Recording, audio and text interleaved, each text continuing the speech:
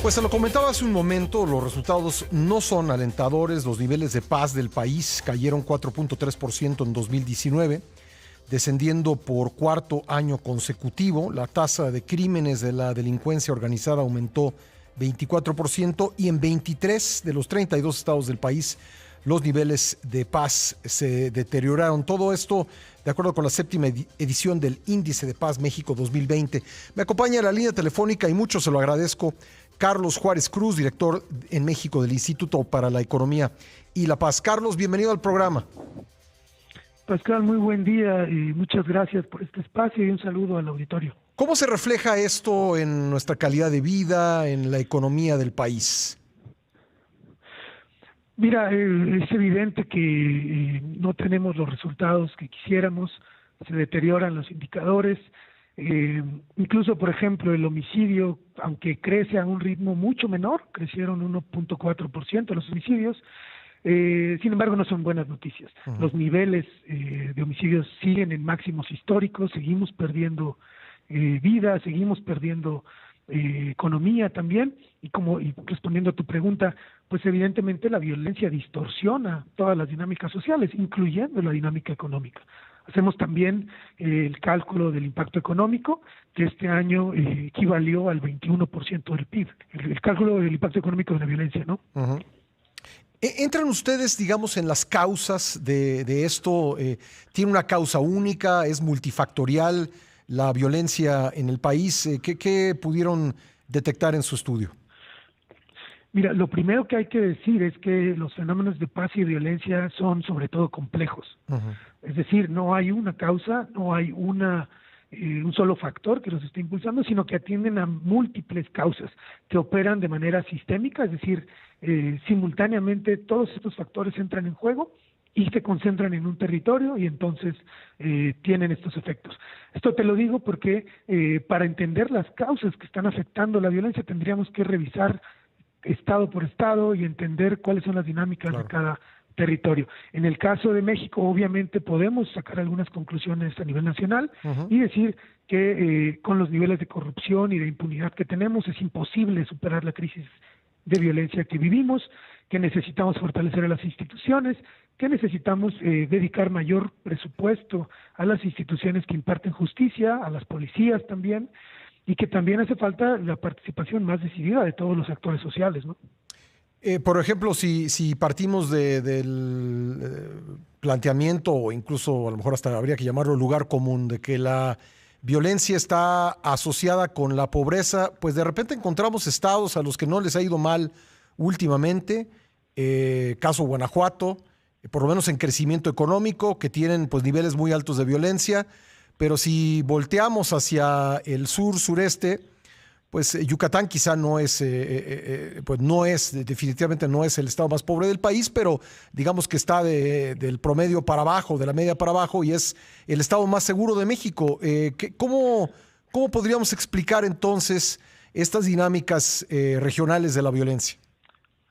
Sí, mira, es una buena pregunta porque lo que sabemos con la evidencia que hay hoy disponible es que no es la pobreza, sino la desigualdad y la inequidad lo que puede ser un factor que detone violencia. Ahora, lo que tú dices es cierto, hay algunos hallazgos que son contraintuitivos, es decir, van en contra de nuestra lógica.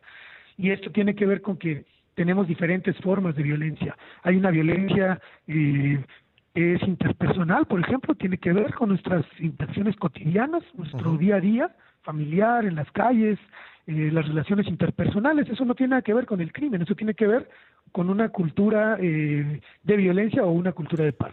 Hay otra violencia que tiene que ver con la delincuencia común, que es responsabilidad de los gobiernos locales, que se atiende con policía local, con estrategias de proximidad social y de seguridad pública. Y hay otra violencia que tiene que ver con grupos de crimen organizado y que esa es quizás la más aparatosa, la que más impacto tiene en nuestras comunidades, pero no es la única. Esta violencia de crimen organizado no sucede de la misma manera que la delincuencia común y eso hay que entenderlo.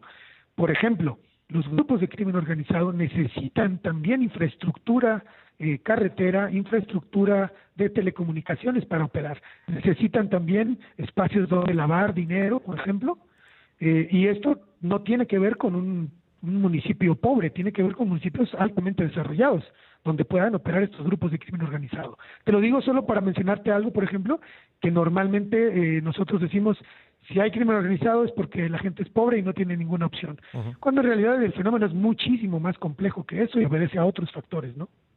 Estoy platicando con Carlos Juárez Cruz, director en México del Instituto para la Economía y la Paz. Carlos, mencionabas la violencia en casa. ¿Hay correlación entre la violencia que se da en el hogar y luego la que se expresa en las calles, ya sea delincuencia común o delincuencia organizada?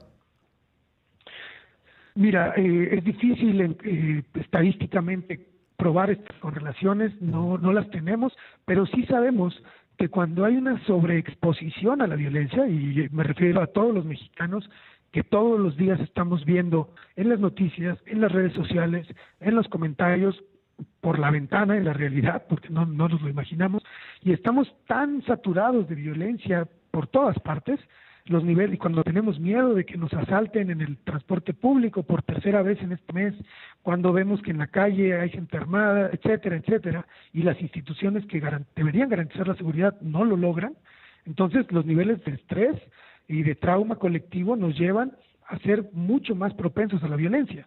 Sí, y esto lo digo a nivel muy personal, digamos, o muy familiar. Una persona que está sometida a estos niveles de estrés es mucho menos tolerante con los miembros de su familia, o es más propenso a los conflictos en el trabajo, ¿no? Sí. Por ejemplo, en la conferencia de prensa de esta mañana, decíamos que hace menos de 2 meses estábamos siendo testigos de un fenómeno histórico, de un momento histórico, cuando las mujeres en este país salieron a la calle a protestar por la violencia que sufren. Y hoy, a menos de 2 meses de la pandemia de COVID-19, parece que esto ya se fue de la agenda, que se nos olvidó, pero cuando pase esta crisis de COVID, la otra epidemia, la epidemia de violencia, la epidemia de violencia va a seguir ahí y necesitamos atenderla.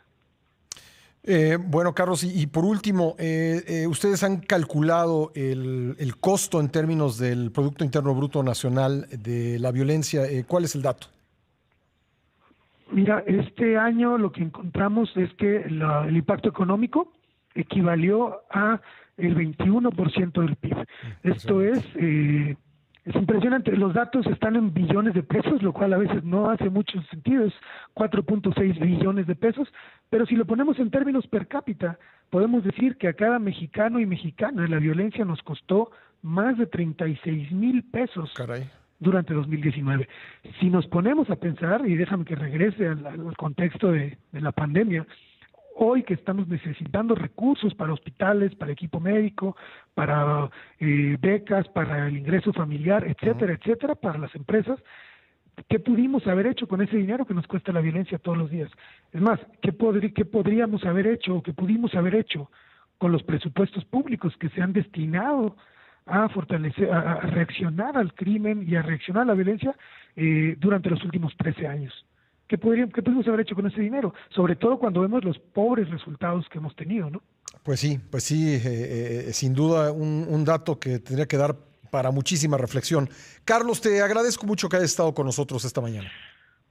No, muchas gracias a ti y los invito a que descarguen de manera gratuita nuestro reporte en nuestro sitio web, que es indicedepazmexico.org. Muy amable, Carlos. Gracias.